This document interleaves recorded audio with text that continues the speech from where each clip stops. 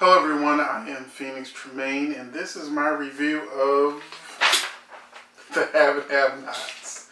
So before I get started, if you haven't done so, please like, subscribe, check out my videos. The fall season is starting, so I'm going to be like all over my favorite shows like Empire. Check out my webpage, webseriesandmovies.com. I spent half the night updating information on the latest entertainment news, including Tamar just dropped her new single, Catfish. And you can go on my site and listen to it. And, just a lot of things. Janet Jackson just put on her third leg of her Unbreakable tour. So, all the hottest news from TV, movies, things like that. Basically adding to my web series and movies channel or website. Plus, I'll give you all of my links to Facebook, Twitter, Instagram, LinkedIn, and all the rest if you want to join me on there.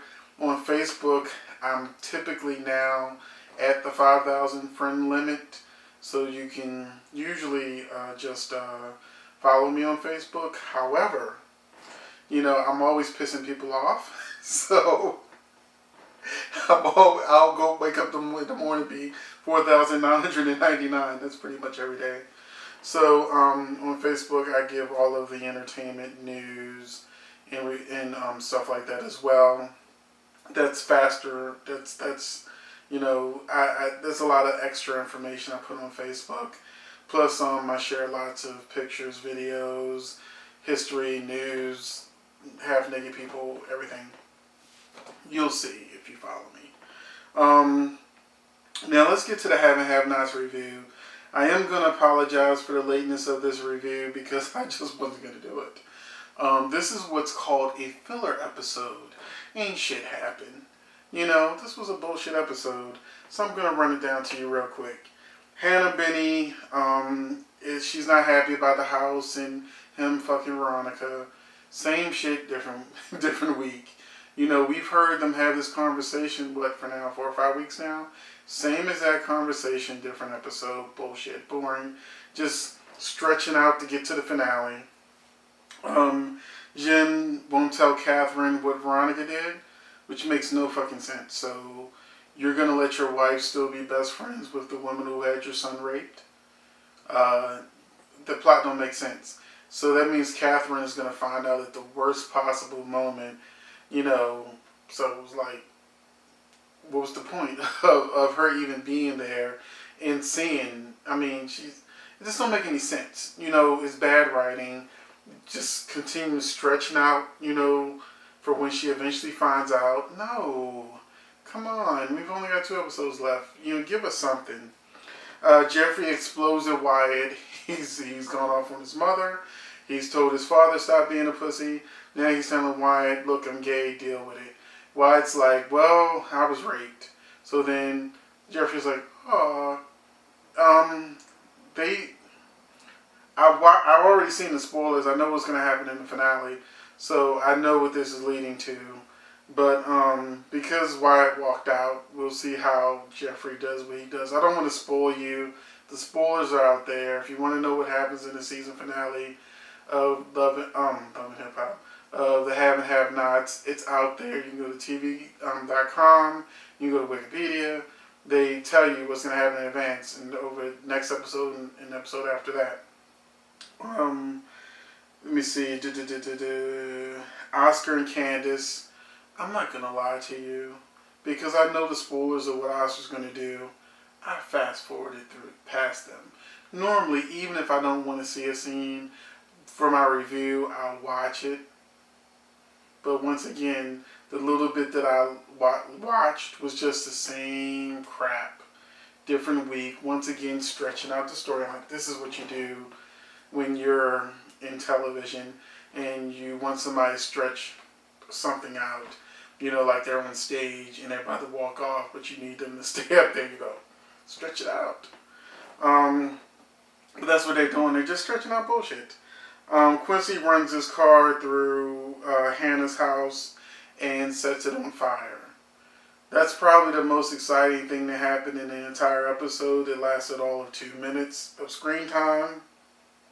And as a retired fireman, let me tell you that the house would not have still been on fire. That small ass house.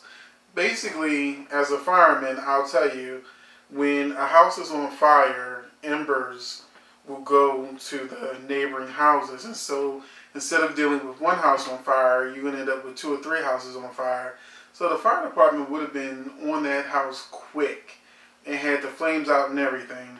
But this is have-nots, and the time just don't sync up most of the time. Because Hannah's still nowhere near her house after this happens. She goes to work and everything. So Jim comes on to Maggie when she's giving him his concession speech that he's not going to run for governor, and Maggie wants, she likes to, she wants some black dick. I can't think of anything slick to say right now. I'm a little tired, but hey, she wants the black dick. She don't want, Jim's, whatever he's got.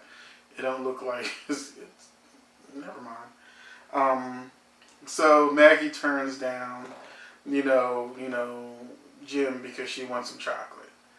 And Jim's very vulgar too, so even if she liked, cream and cocoa, then who the hell would have gave up the pussy with that, just turn over and let me fuck you. And he's not even gonna be the governor, so what the fuck she wanted with him for? Catherine invites, she has a trainer now. We're like 2 episodes away from the season finale, unless she was in fucking the trainer, which she probably is. What was the point of introducing the trainer 2 episodes before, an episode before, 2 episodes before the season finale? So it was like, what are we doing? We're almost at the end of the episode, and this is what we're getting. So Catherine invites Veronica over for tea. And Veronica, she's like, okay, because she loves causing trouble, starting shit. She looks like she's not sure if Catherine knows the truth or not, but she doesn't really give a shit. So she's like, okay, I'll come for tea. And then Catherine tells Hannah while she takes a shower because she was training, go, down there with Veronica. And so Veronica, again, this is an episode that's filler. All the shit we've seen before, Veronica puts Hannah in her place and just basically, talks down to her. We've seen this over the last 4 weeks also. Ever since she found out that Benny was screwing Veronica. Veronica's been putting Hannah down. Hannah has not been coming back for her. They even had an argument last episode where Hannah threatened to drag her. No, that was this episode. Drag her out. When I was younger, I would have dragged you out in your yard to be trash. Whatever. That would have been more exciting than the shit we got. And then I have a note with the social worker where Quincy seemingly comes for his son, grabs the social worker by her neck, and goes in her files, her bag, whatever, and pretty much gets the address of Candace and Benny. That's what it looks like, what he did. Told the son he's going to be coming back for him, and the son was looking all scared. So that was, the child actor did a good job with that one right there. And then Hannah finds out her house is on fire, and Veronica's like, enjoy the ashes. And Catherine's just looking like, what? Catherine, is she stupid? Does she not understand that this bitch is crazy? Or is something wrong with her? So, Hannah's house is burning down, and she's like, enjoy the ashes? What's wrong with you, bitch? Should have been her response. And finally, Maggie, also there was a scene, I didn't write it down. Jim went to Celine, and she was begging him for the dick, and he refused to give it to her and said, you fucked up too much, and now you're going to have to suffer because you're not getting no more of this dick. Which must be good, because Celine is all whipped. She's dick whipped. And then finally Maggie wants David to run for governor. But how the fucking David run for governor with a cheating ass wife that she knows about, unless she figures she can, it's too soon. The election is like coming up. So it's like, how can they switch that quick? It doesn't make any sense. It doesn't make any sense. It doesn't make any sense. David can't just run for governor when his wife is just handing him divorce papers, and it's just so much going on with his son, and the house burning down, and all these questions with the DA. David is not squeaky clean right now. Technically he is, but he's not. He's not as bad as Jim and all the rest. But he's in the dirt with just like them. Hell, he probably hired Oscar. But that's it for my review of the have and have nots. Short, sweet, to the point. So if you want in the comments, we can talk about it. This is some bullshit. We've seen all this shit before. We've seen Hannah and Benny's conversation. Why didn't Jim tell Catherine? Jeffrey told Wyatt off. That's new, but he's been telling people off for a while. Oscar and Candace, blah blah blah. If you read the spoilers, you know what's gonna happen. Quincy's still being Quincy. Jim still. It's just all the same shit. We got 2 episodes left. Let's hope the next episode is exciting as the trailer implies.